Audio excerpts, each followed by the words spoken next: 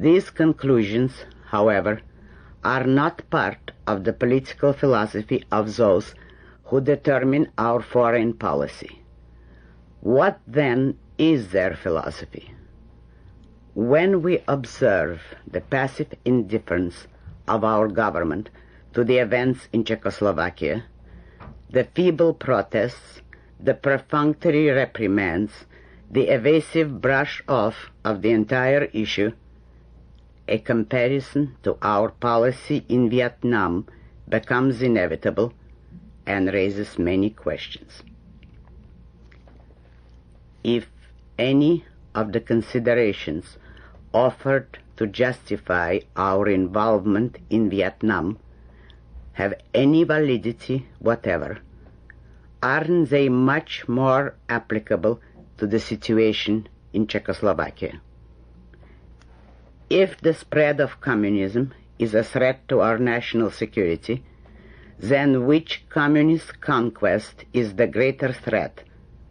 Vietnam in a forsaken corner of Southeast Asia, or Czechoslovakia in the heart of Europe? If we must resist communist aggression, then which aggression is worse? The encroachment of North Vietnam upon South Vietnam, a guerrilla civil war fought by a divided people, though directed by outside powers, or the invasion of a small country united in its quest for independence by a stronger, bigger neighbor.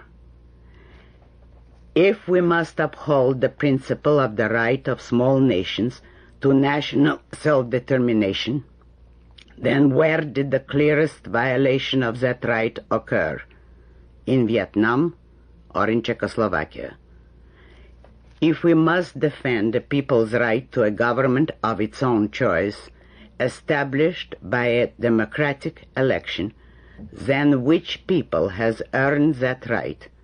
The Vietnamese, whose primitive culture and savage tradition of rule by force and corruption have not prepared them to grasp or desire or seek or conduct the process of a political election and the establishment of a representative government, or Czechoslovakia, a civilized nation that has chosen its government by a process of popular election.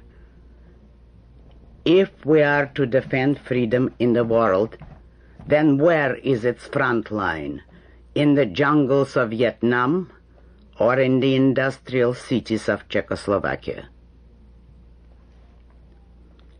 These questions are obvious, yet we hear no answers to them anywhere, neither from our government officials nor from our public commentators. And that silence itself is an answer, an ominous one, raising the deeper question of why? What causes the silence? What does it hide? There are many possible hypotheses about which we can only speculate at present. One such hypothesis was offered by Viorel Virgil Tilley in a letter to the editor of the New York Times, September 15, 1968. Mr. Tilley is identified as, quote, Romanian minister to London in 1938. His recall was ordered by the Nazis, but he refused to leave. He later organized the Free Romania movement, close quote. Mr. Tilley writes that the military occupation of the Eastern European countries was agreed upon at Yalta by Roosevelt, Churchill, and Stalin. Quote, it was agreed upon only after Stalin gave formal assurances that he would not interfere in the internal affairs of the countries to be occupied by him. Churchill himself, who regretted that blunder, told me before his Fulton speech that the Yalta division was only for the duration of the war.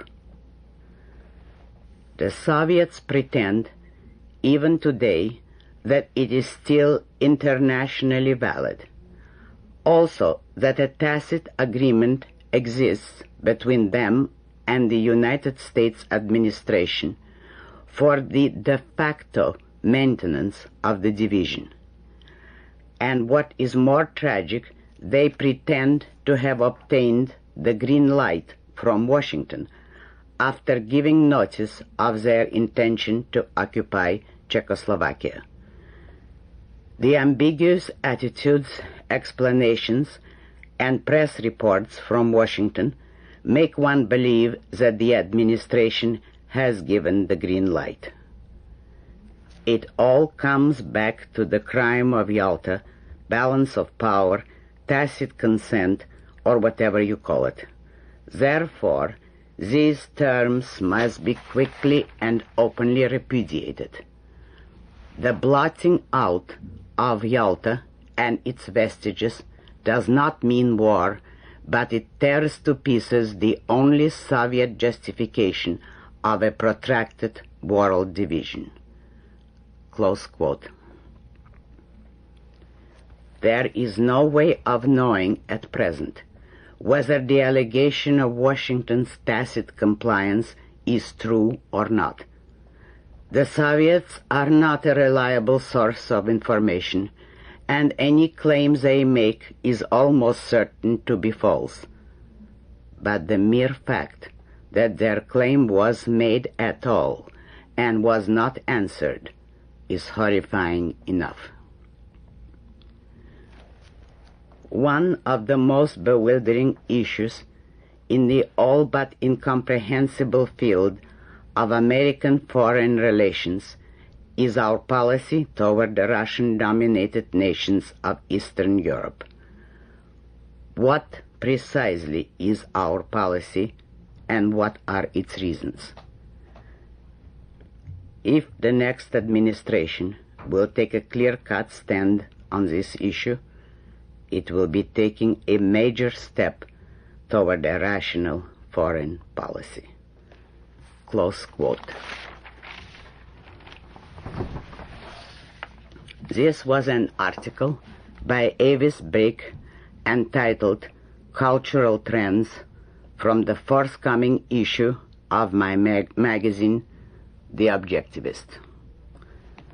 Now, I shall add a few comments of my own.